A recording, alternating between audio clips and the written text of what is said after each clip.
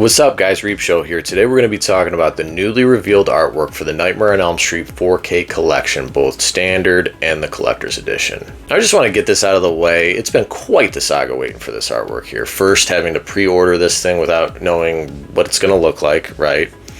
Then, getting that fake AI-generated bullshit that had me deeply concerned, because I could honestly see Warner Brothers putting something out like that. Then we get that French release that had Freddy, it just said Freddy on the front, and you had the Jackie Earle Haley silhouette, on the front, which was just mind-boggling in a multitude of ways.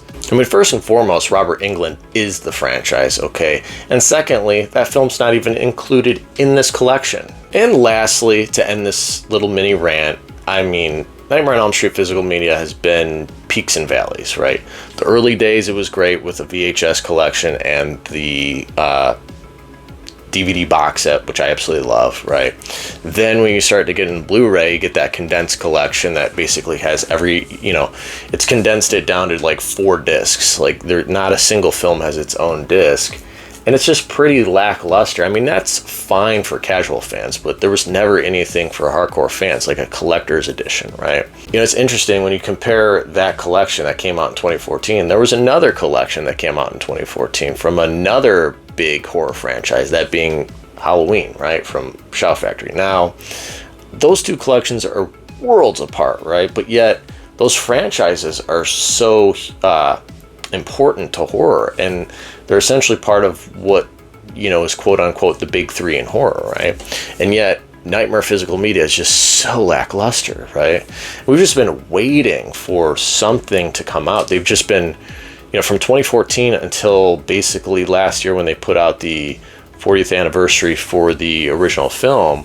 It just had been a barren wasteland. It's just like, I don't so finally they're doing something right, and so I'm grateful in that regard. With that being said, let's take a look at this artwork here. Now, first thing that really stood out to me is I was on Blu-ray.com and seeing that there's 7 movies and 9 cuts. So you get the original film uncut, then you get Dream Child uncut, right? Really hoping Dan's Death is in there. That remains to be seen.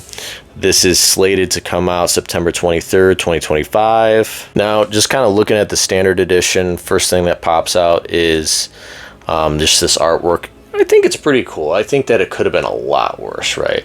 I think it's fine, I mean, the fact that it is reminiscent of the DVD collection, I like that. The red tint is cool. I like the red case, and the fact that we get digital codes as well. So overall, I'm fine with it. Again, could have been so much worse, right? Just the fact that it's passable, that it's decent, that makes me happy. Now, getting into this limited edition Steelbook collection, first and foremost, the case it's housed in, I think it's cool enough with the Freddy sweater design. I think that's pretty cool. What really stands out to me is the fact that you get each film and its own artwork, right? Something that I found interesting looking at this picture on Blu-ray.com is it says temporary art at the very bottom. So, because I had questions, I'm like, okay, where's the logos? Where are the logos for each film? Where are the logos? Where's the Nightmare logo itself on the box set, right? So that just leads me to believe that it probably will look very close to this, but there might be subtle changes, right? Overall, I would say each collection has nice positives and some drawbacks, right? So with the standard edition, I would honestly say I kind of like the artwork on the standard edition slightly more than the Steelbook outer box, right? But the difference is you don't get each film in their own case, right? So that's kind of the drawback for the standard edition. With the limited edition Steelbook box set here, you get each film in their own individual case, but some people aren't big on Steelbooks, right? Some people prefer to have just, normal Blu-ray 4K cases, right?